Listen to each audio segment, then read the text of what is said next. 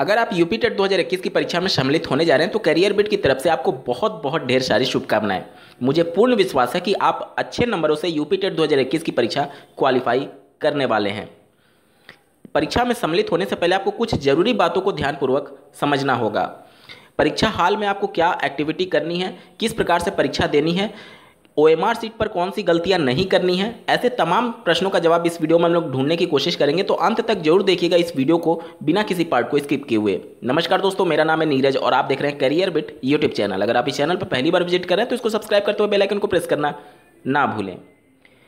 परीक्षा हाल में सबसे पहले आपको जरूरी कुछ डॉक्यूमेंट्स लेकर के जाने हैं, जिसे आप ध्यानपूर्वक सुन लीजिए। सबसे पहले आपका admit card black and white या फिर कलर, कोई भी प्रिंट आउट आप निकलवा सकते हैं, उससे कोई प्रॉब्लम नहीं है। कलर भी चलेगा और ब्लैक एंड व्हाइट भी चलेगा। उसके बाद से आपने आईडी प्रूफ जो लगाया था आवेदन करते समय, वो आईडी प्रूफ ओरिजिनल में चाहिए। अगर वो आईडी प्रूफ आपसे गुम हो चुका है या फिर उसमें कुछ मिसमैच है, नेम में कुछ मिसमैच है, तो आप उसके सपोर्ट में दूसरी कोई गवर्नमेंट आईडी जिस पर आपका फोटो लगा हो वो ले करके जा सकते हैं। बहुत से अभ्यर्थियों का ये प्रश्न था कि उनका पासबुक उन्होंने लगाया था, बैंक का जो पासबुक होता है उस पर उनका फोटो नहीं है। तो भी कोई समस्या नहीं है, आपने जो अकाउंट नंबर या फिर यूजर आईडी डाला होगा तो उससे वो आइडेंटिफाई कर लेंगे, आप पासबुक ले जा सकते हैं। लेकिन सपोर्ट में आप एक फ़ोटो वाला आईडी प्रूफ जरूर रख लीजिएगा, जैसे कि आधार कार्ड और पैन कार्ड। ये हो गया पासबुक वाली समस्या। इसके अलावा एक आईडी प्रूफ और एडमिट कार्ड और ओरिजिनल डॉक्यूमेंट आपको लेकर के जाने हैं, जिसमें आपका प्रशिक्षण का सर्टिफिकेट या फिर किसी भी सेमेस्टर का अंक पत्र ओरिजिनल में, और अगर ओरिजिनल नहीं है तो आप अपने कॉलेज से सत्यापित करा करके उसको ले जा सकते हैं। यहाँ तक क्लियर। परीक्षा हाल में आप पहुँच गए। उसके बाद से एंट्री के बाद से 15 मिनट पहले आपको आपकी सीट दे दी जाती है और 15 मिनट पहले आपको आपका बुकलेट क्वेश्चन भी दे दिया जाएगा, जिसमें आपका ओएमआर सीट भी होता है। सबसे पहले आपको ये ध्यान देना है कि उस पर बार कोड कुछ बने होते हैं और जो पेपर होता है उस पर भी बना होता है और उसके नीचे कुछ डिजिट्स लिखे रहते हैं। तो वो आपको मिलान ये करना होता है कि वो दोनों सेम होना चाहिए। अगर आपका मिसमैच है तो आप अपने एग्जामिनर को सूचित करिए, वो आपका उसको बदल करके दूसरा देंगे, क्योंकि वो दोनों सेम होना चाहिए। ठीक है, यहाँ तक क्लियर। उसके बाद से जब आपको ओएमआर सीट निकालने के लिए बोला जाएगा, तब तक आपको सील नहीं तोड़ना है। आप बुकलेट को थोड़ा सा ऊपर करके और बीच से ओएमआर सीट को निकालेंगे और लगभग 15 मिनट का समय होता है आपके पास ओएमआर सीट को भरने के लिए। यहाँ पर मैं बोलूँगा कि 15 मिनट नहीं बल्कि 20 मिनट आप ले लीजिए, लेकिन ओएमआर सीट पर कोई भी गड़बड़ी मत करिएगा, क्योंकि एक छोटी सी गलती आपके पूरे रिजल्ट को प्रभावित कर सकती है।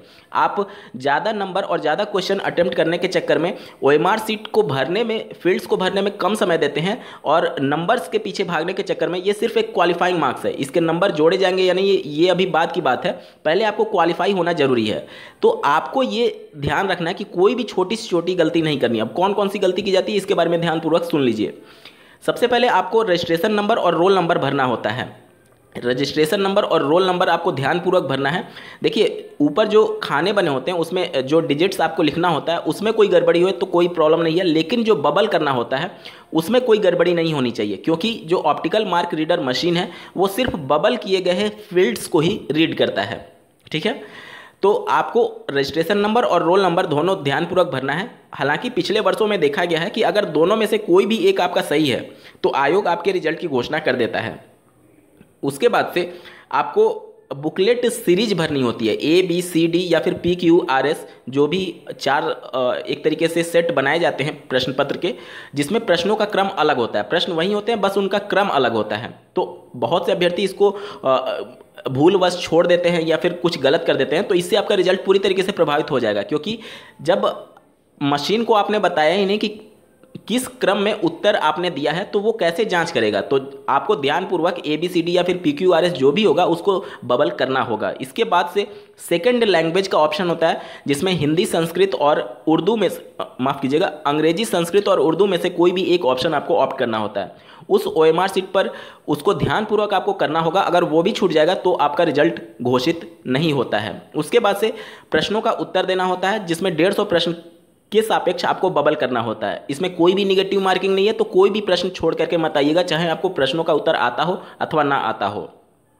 इसके बाद से नीचे जाएंगे आप तो, और यहाँ पर ध्यानपूर्वक मैं बता दूं आपको कि देखिए, प्रश्नों का उत्तर देते समय अगर एक प्रश्न के 2 विकल्प आपने बबल कर दिए हैं तो आपको घबराने की आवश्यकता नहीं है। उसको व्हाइटनर या फिर पेंसिल से या फिर ऐसा कुछ खुरचने की कोशिश ना करें, नाखून से खुरचने की कोशिश ना करें, क्योंकि खुरचना और वाइटनर वगैरह लगाना अलाउड नहीं है। अगर आपने वाइटनर लगा दिया तो आपका OMR सीट जांचा नहीं जाएगा।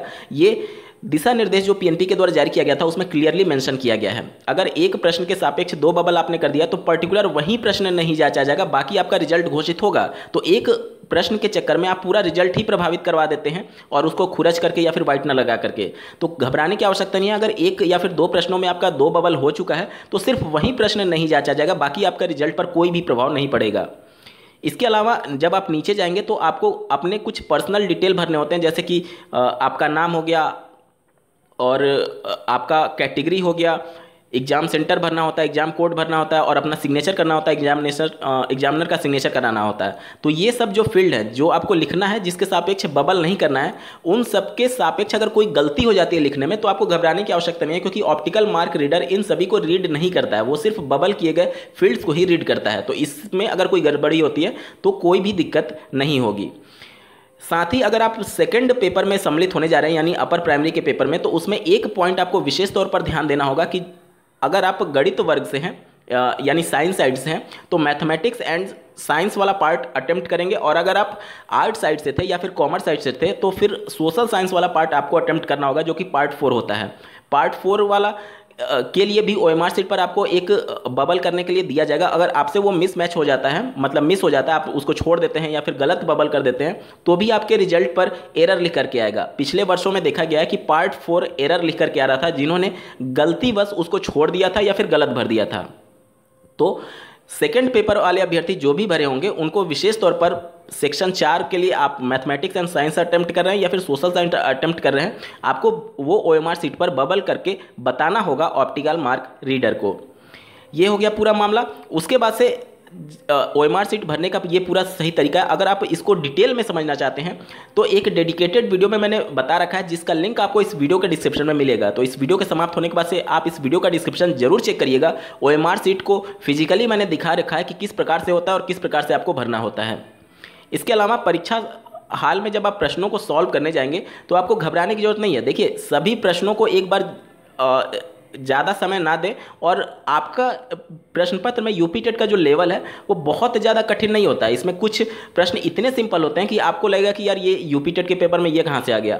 तो आपको सभी प्रश्नों पर एक बार नज़र जरूर डाल लेनी है, और अगर आपका कोई प्रश्न नहीं आ रहा तो उसको बहुत ज़्यादा टाइम ना दें, आगे बढ़ते रहें। आप आगे आपके बहुत आसान प्रश्न भी आपका वेट कर रहे हैं, और शुरुआत के 10-15 मिनट, 20 मिनट, 25 मिनट तक आपको अपने कॉन्फिडेंस को बनाए रखना है। अगर शुरुआत में जैसे कई सेट में क्या होता है कि कठिन प्रश्न पहले आ जाते हैं तो अभ्यर्थी अपना कॉन्फिडेंस लूज करने लगते हैं। कॉन्फिडेंस लूज नहीं करना। देखिए, आत्मविश्वास वो ताकत है, वो कुंजी है जिससे हर प्रकार के सफलता की ताले को खोला जा सकता है। तो आप अपने कॉन्फिडेंस को बनाए रखिएगा पूरे परीक्षा के दौरान। निश्चित तौर पर आपको सफलता जरूर मिलेगी, क्योंकि अगर आप कॉन्फिडेंस में रहेंगे तो जो प्रश्न आपको नहीं भी आ रहे हैं फिर भी आप उसको एक तरीके से जोड़ करके उसके उत्तर को जब आप देते हैं तो वो काफ़ी हद तक संभावनाएं रहती है कि वो सही होंगी। तो अपने कॉन्फिडेंस को बनाए रखिएगा, और मैं आपको फिर से आप सभी को यूपी टेट 2021 की परीक्षा के लिए बहुत बहुत ढेर सारी शुभकामनाएं देता हूं। इस वीडियो को देखने के लिए आपका बहुत बहुत धन्यवाद। भगवान करे आपका दिन शुभ हो।